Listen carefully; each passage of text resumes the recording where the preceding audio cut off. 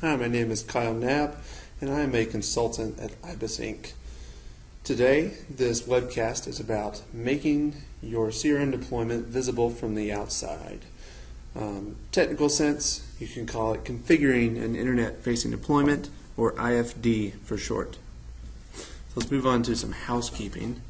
There is a companion blog that I wrote to go with this that has some screenshots and some details, and that's the top URL here on the slide. The middle URL is simply our website, ibisinc.com, and then that's me on the right. You can email me with any questions, knab@ibisinc.com. So let's dive right in. To configure an internet-facing deployment of CRM, there are three broad steps. They're not necessarily quick and dirty, but this is the overarching pattern right here. First, you must have a working deployment of a security token service. That is a service that issues claims tokens, and so applications can rely on a security token service to validate the identity of users who are trying to log into the application. Microsoft's security token service, which is now a role in Windows Server 2012 R2, is Active Directory Federation Services.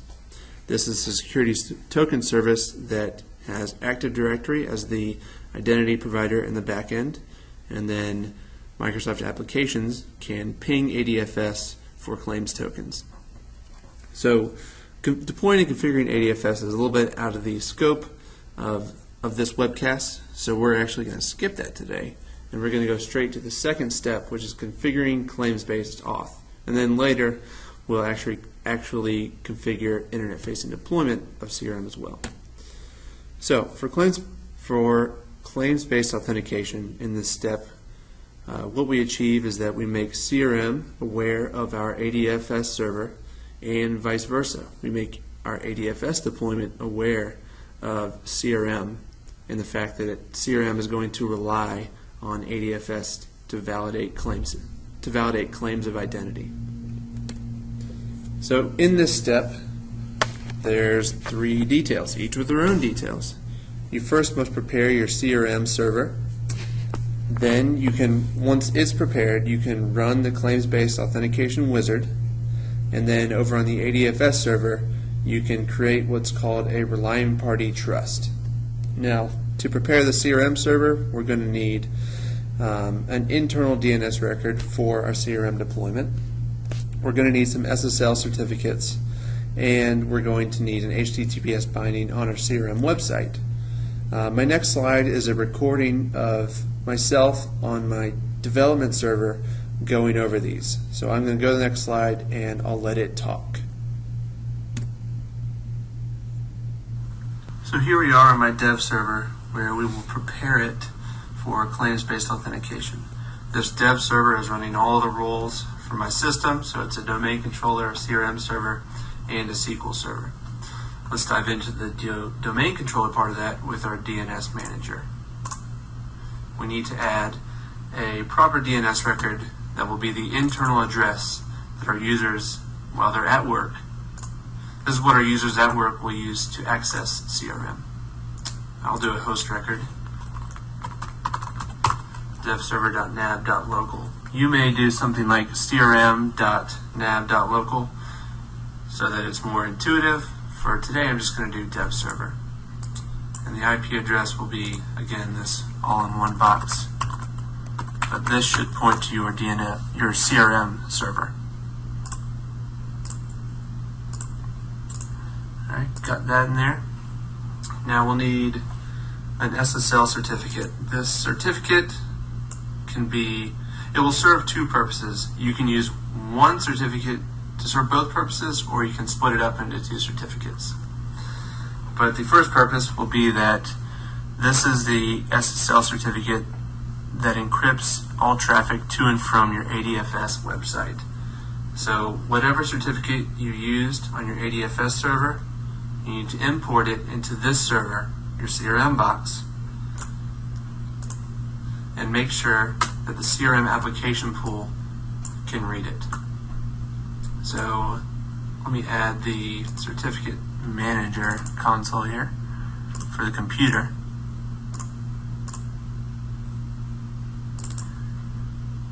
And in the personal store, I'll import this NAB wildcard certificate that I have on my desktop. It's a PFX file. So in this example, hypothetically, this would be a star.nab.local wildcard certificate that is encrypting my AdFS traffic. Oops.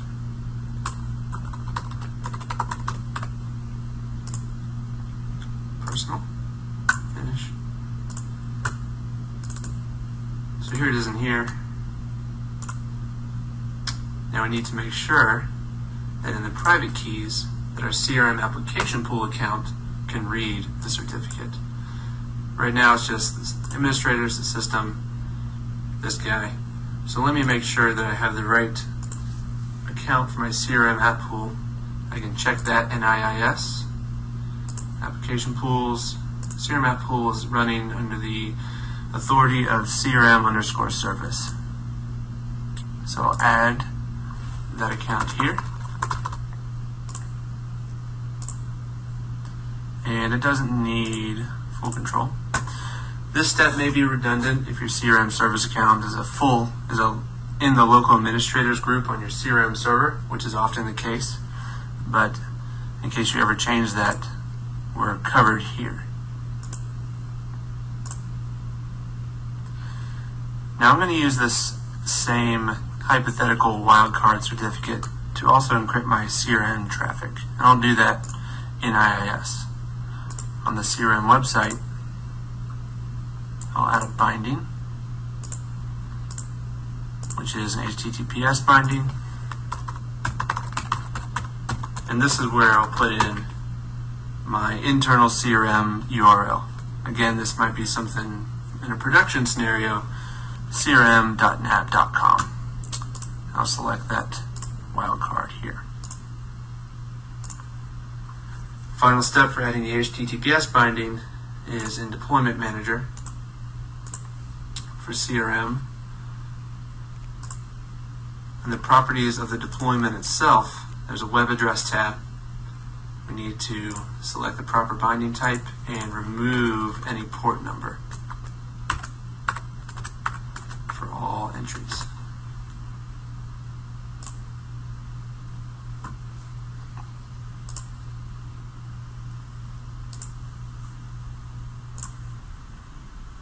And at this point, I can open up Internet Explorer, test it out, dev server.nab.local, my org name,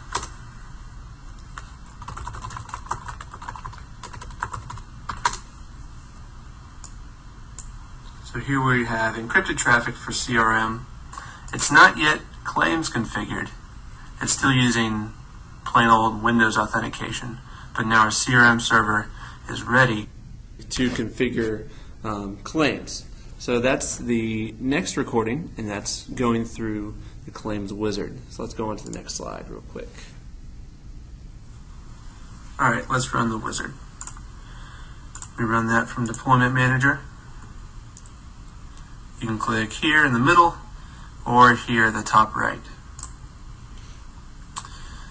The way this wizard works is we point it to our AdFS Federation metadata URL. On this dev box, it's a fake one, so I don't have internet connection, nor do I have an AdFS server to point to. So I'll just do that. And it'll prompt you to select the certificate that the AdFS server is using. In the previous step, when we prepared this server, the CRM server, we installed that certificate on the box. So here's that fake wildcard certificate that I chose, that I installed.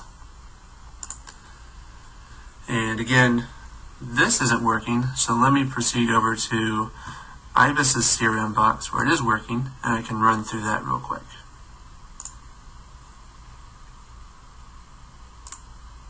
So here we are in IBIS CRM box. We're in Deployment Manager over here. we'll click on Configure. Even though it's already configured, if you go through the wizard again, it doesn't change anything. So click Next. Here's IBIS's real one, real Federation Metadata XML URL. So if I were to put that into Internet Explorer, it'll give me this beautiful red and black XML file from the AdFS server. This has to be a externally available address. So you would need a DNS record in your DNS provider such as GoDaddy for adfs.yourdomain.com. Next. And I'm going to pause myself right there. You also need an internal DNS record of AdFS so that internally your CRM box and all of your users can resolve that URL, adfs.yourdomain. Alright, resume. There's already a certificate chosen because we've gone through it before, but this is IBIS's wildcard. And both of these check out. We'll apply that. And what it tells us at the end is now we need to go over to AdFS and give it this URL. You can't copy and paste from this window, but if you view the log file and go to the very last line, there's the URL. And we will copy that to use on our AdFS server. And we can finish. Close that on the CRM box. Okay, so we've run the wizard on the CRM box, and at this point I personally don't have access to our AdFS server at IBIS, so I sat down with our IT director Kevin, and he got me logged in, and we opened up the AdFS server. So it's going to be me clicking around, and we didn't record the audio, so I'll have to speak over it as we go. So let's go ahead to the next slide. And here on the AdFS server, you can look at the relying party trusts. We're going to add a new one. And with this wizard, we can put in the CRM metadata URL that we grabbed from the configuration wizard. So that's this URL we can copy, and in AdFS we'll paste it in. And because this itself is an XML document with information for AdFS, if we were to navigate to it from the AdFS server, we would see a beautiful red and black XML file, and it would have some information that CRM is making available. So we want to give this relying party trust record a friendly name. Say this is CRM receiving claims from AdFS. And we can click Next, Next, Next. And as we continue through the wizard, you can see that from this XML document, some of the information comes through. We don't have to change any of this information, but the identifier that it comes with is crm.ibisinc.com as a relying party on AdFS. So we can't save this since one already exists with that Federation metadata URL. It's in the list behind it. So right now, we'll go ahead and skip to checking out the claims rules for this existing relying party. You need 3 claims rules. 2 of them are simple pass-throughs, which means the UPN attribute from your Windows, your Active Directory authentication, is going to be a UPN attribute on your claims token that AdFS issues. Same with primary SID.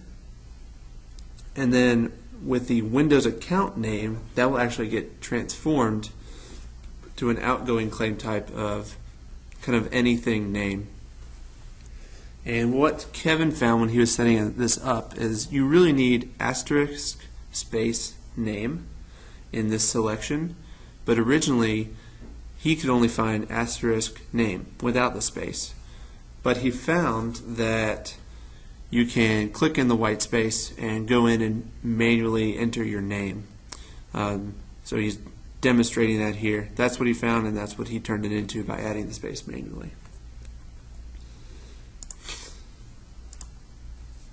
So you don't need to change anything on your other tabs here, but now that we have created a record of CRM as a relying party and created those claims rules, now AdFS is going to submit claims tokens to CRM that CRM understands. It's expecting them. So the result of all this will compare old to new. Previously, to access CRM, you would have navigated to http://server name, so maybe just CRM app01 : port number, which by default from the installer is going to be 5555 / org name. So that's this line here. And when you got to it, you would have authenticated automatically with Windows authentication, or you would have been prompted for Windows authentication. That's the little gray pop-up that you always get. After our operations, now you're going to a URL that's going to have a 443 binding, so https://crm.nab.com /org name, which in my case is nab. And when we get to it, it'll go through AdFS real quick and automatically authenticate. AdFS requests the token, requests the identity verification from Active Directory for you, and then issues a claims token to you, and then you as a user carry around that token, and CRM knows that token since we've configured it, and that's how you get into CRM. So going back to our broad steps, one already existed, we just finished number 2, so now we're ready to move on to step number 3, which is we need to allow CRM to accept AdFS tokens for external users.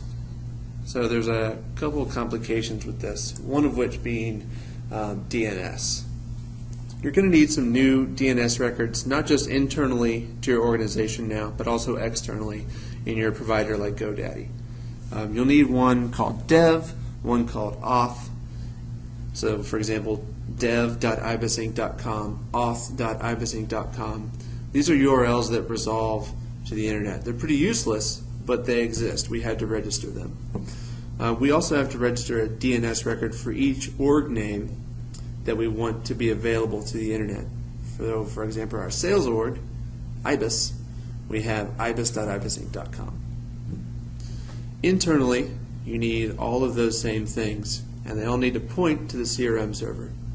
So dev needs to point to the CRM server, auth needs to point to the CRM server, and once you've mirrored those two things, I'd say we're ready to proceed to run the internet-facing deployment wizard on the CRM server, and then you need to set up a second record of relying party trust on your AdFS server.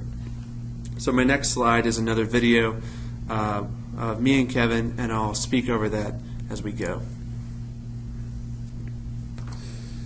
So initially, we've already set up our DNS records, so let's dig into the internet-facing deployment wizard. The top two fields on this first screen, you need your domain, and then the bottom one is going to be your dev. On the next screen, you'll use auth.yourdomain.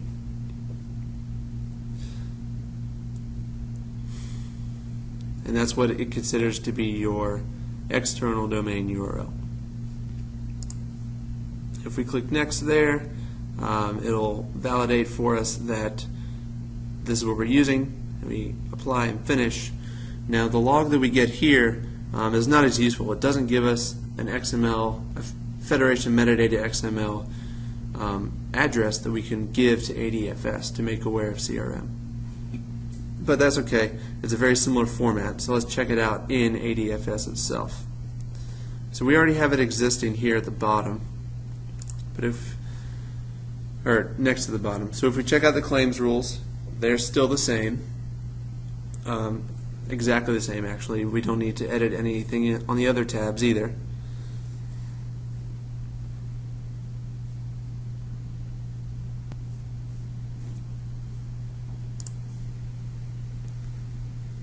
If we check out the properties, we can see that the identifiers is a much longer list.